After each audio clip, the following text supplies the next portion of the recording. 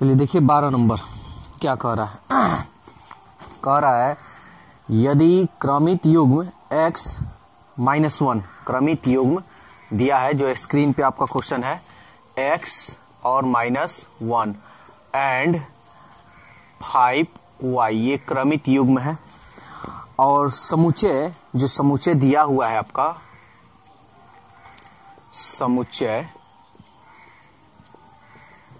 दिया है a b colon b equal 2a-3, तो कह रहा है का अवयव है तो x और y का मान ज्ञात कीजिए। ठीक है, तो देखिए सबसे पहले यहां देखिए ये दिया है ना, चूंकि b इक्वल टू 2a-3 दिया है ये वाला, और ये तो क्रमित युग्म है।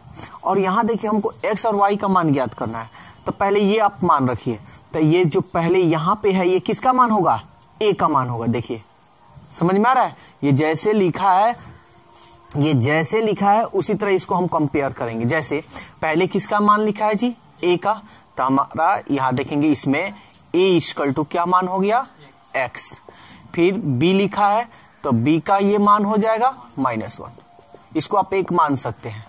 ठीक है, इसका मान इसमें रख लीजिए, इतना एक a equal to x, b equal to -1 समीकरण 1 में रखने पर। ठीक है, तो a के जगह पर ये b का है तो b का मान -1, a के जगह पर x है तो a के जगह पर x रखिए, 2x -3, -1 -3 है, इसको इधर भेजिएगा तो +3 इक्वल टू 2x। 3 में से 1 गया 2, क्योंकि ये बड़ा है तो प्लस, अब प्लस माइनस करते हैं, 2 से कटाइए, 2 एकम 2, एक मर्तबा में कट गया ना, तो इसलिए x का मान आपका क्या निकला? 1। कोई दिक्कत? तो x का तो मान निकल गया, अभी कह रहा है y का मान निकालने के लिए, तो वो भी निकालते हैं, यहां बना दे रहे हैं। तो देखिए अब यहां चूंकि अब इस क्रमित युग्म में हम देखेंगे, चूंकि a इक्वल टू क्या है? 5, अब b इक्वल टू क्या है? y। समीकरण 1 में रखने पर रखते हैं। देखिए a का मान, यहां b है पहले, तो b का मान क्या है? y। फिर a का मान क्या है? 5, तो 2 गुणे 5 -3, 2 पचे 10 -3, 10 में से 3 गया 7, तो कह रहा था y का मान निकली, तो y का मान निकल गया, तो x का मान 1 और y का मान 7। देखिए 13 नंबर क्या कह रहा है। 13 का पहला कह रहा है कि निम्नलिखित समुच्चय को स्पष्ट रूप से व्यक्त कीजिए। ठीक है, तो 13 का पहला ये क्वेश्चन है,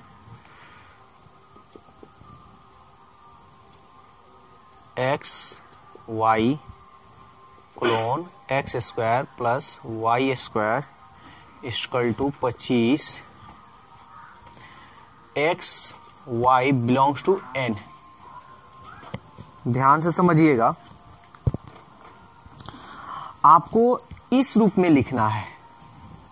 ठीक है, तो इस रूप में लिखना है, तो सबसे पहले इन दोनों के बारे में आपको जानना जरूरी है। ठीक है, कि इसका मतलब क्या हुआ। तो n का मतलब होता है नेचुरल नंबर। ठीक है, और नेचुरल नंबर हम लोग कहते हैं जो 1 से शुरू होता है।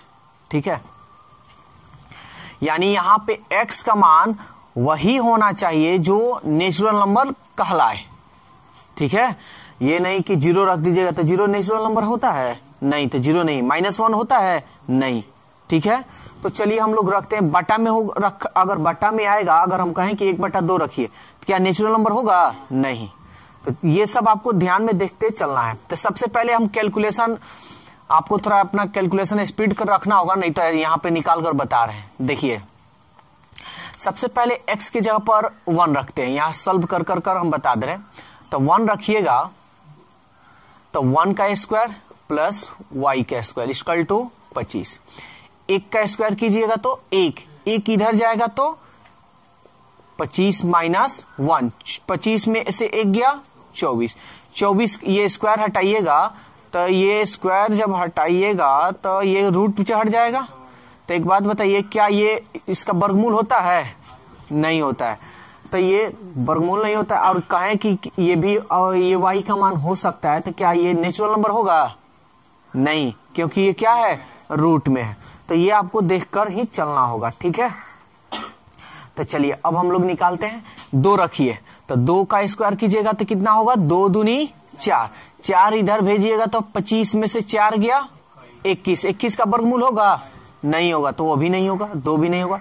चलिए 3 रखते हैं तो 3 3 के 9 plus y square equal to 25। 9 को इधर भेज दीजिए, 25 में से 9 गया 16, स्क्वायर जब हटाइएगा तो ये रूट हट जाएगा। 16 का वर्गमूल 4। अब आपके दिमाग में ये भी आ रहा होगा कि स्क्वायर हटाते तब तो प्लस माइनस होता है। बात सही है, चलिए हम लिख दे रहे हैं, क्या दिक्कत है।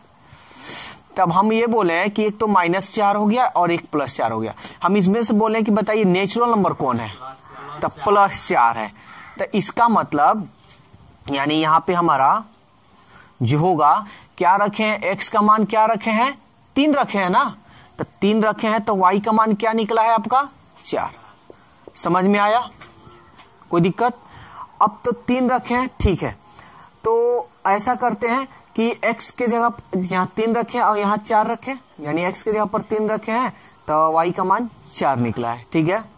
तो एक बार थोड़ा उलट कर भी काम कर लेते हैं, 4 रख लेते हैं अब यहाँ पे, ठीक है। तो अगर x के जगह पर 4 रखिएगा तो कितना होगा? 4 चौके 16, ये plus y square equal to 25। इसको इधर भेजिए, 25 में से 16 गया, स्क्वायर जब हटाइएगा तो प्लस माइनस में, तो 9 का वर्गमूल 3। तो आप जानते हैं कि एक माइनस में होगा और एक प्लस में होगा। तब हम पूछे कि नेचुरल नंबर बताइए, नेचुरल नंबर कौन होगा? नेचुरल नंबर कौन होगा? +3।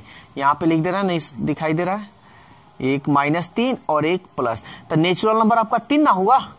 तो इसका मतलब एक बार x के जगह पर आप 4 रख सकते हैं तो y का मान निकल गया 3, ठीक है। चलिए तो 3 रखें, अब उसके बाद 4 भी रखे हैं, 4 के बाद अब क्या रखें? 5, 50 25 और 4 रख लिए, 4 के बाद 5 रखते हैं, 50 25। अब 25 में से 25 जाएगा तो 0, और 0 का वर्गमूल 0 ही होता है। क्या 0 नेचुरल नंबर होगा? नहीं होगा, तो ये भी नहीं लेंगे। 6 वैसे रख कर देख लेते हैं, 6 का स्क्वायर 36, 6 का स्क्वायर करें तो 36 plus y square equal to 25। Y square इसको इधर भेजिए, 25 माइनस 36, ये बड़ा है माइनस 6 में से 5 गया 1, 3 में से 2 गया 1, ये तो माइनस में आ जा रहा है। ये होगा जी इसका? ये तो होगा ही नहीं। इसका मतलब इसके आगे नहीं होगा। तो मेरा आंसर क्या होगा? 3 4 और 4 3, ठीक है। और इसमें नेक्स्ट क्वेश्चन 13 का 2 दिया है जो आपके स्क्रीन पे है, उसको बना लीजिएगा। देखिए 14 नंबर कह रहा है कि निम्नलिखित कथनों में बतलाइए कि सत्य है अथवा असत्य है। यदि यह असत्य है तो इसे सही बनाकर लिखिए, यानी गलत है तो इसको सही बनाना है। चलिए तब देखते हैं हम लोग। तो एक बात बताइए, ये जो दिया है सही है या गलत है? तो हम लोग सबसे पहले किसका काम करेंगे? ब्रैकेट का। तो ये रहा ब्रैकेट।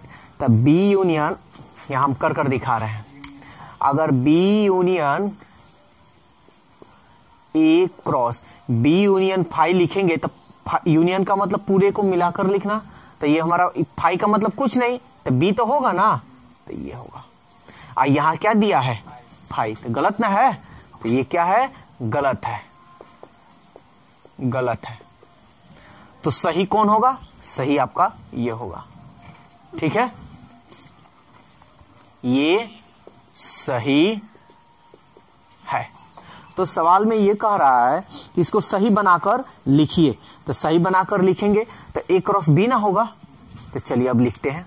अब ए क्रॉस यानी A cross B union phi equal to क्या होगा, ए क्रॉस बी, यही ना होगा। तो ए क्रॉस बी होगा, तो ए का मान आपका क्या है 1 2, बी का मान क्या है 3 4। चलिए लिखते हैं 1 3, फिर 1 4 2 3, दिक्कत नहीं ना हो रहा है जी, फिर 2 4,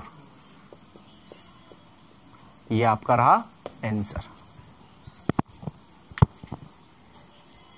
देखिए 16 का 1 नंबर क्वेश्चन क्या कह रहा है, कह रहा है यदि x plus 2 4 equal 5 2x plus y तो x और y का मान ज्ञात करना है।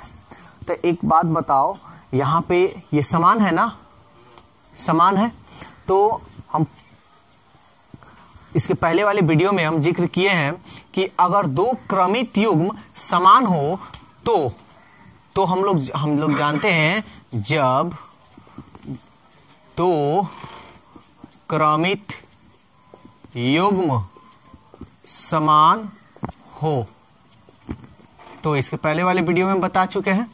तो x प्लस टू इक्वल क्या होगा 5, यही ना होगा, यानी ये दोनों इक्वल होंगे। चलिए इसको सॉल्व करते हैं। x प्लस 2 को इधर भेजिए -2, इसलिए x का मान क्या होगा, 5 में से 2 गया 3, x का मान निकल गया।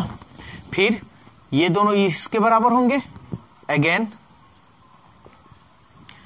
4 इक्वल 2x प्लस y।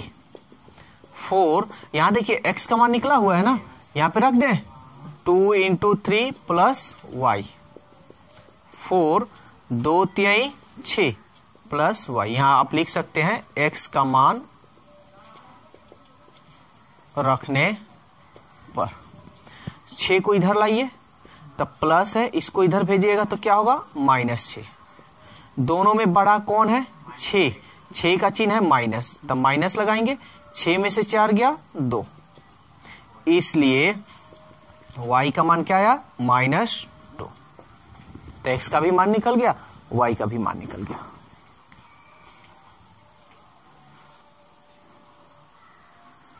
चलिए देखिए 17 नंबर क्या कह रहा है क्वेश्चन, कह रहा है यदि a का a यानी समुच्चय a ABC, समुच्चय B PQ यानी इस B का सेट जो है ये है, तो आपको इसका मान ज्ञात करना है।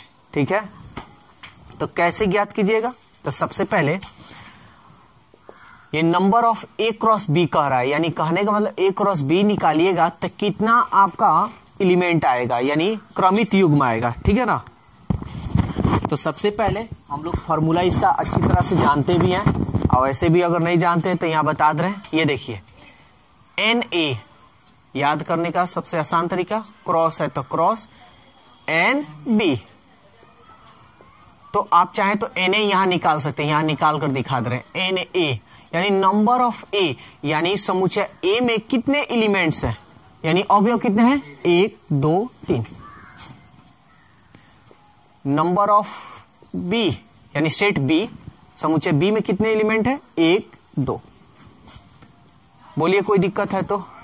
अब नंबर ऑफ A में कितने हैं 3, नंबर ऑफ B 2, 3 दूनी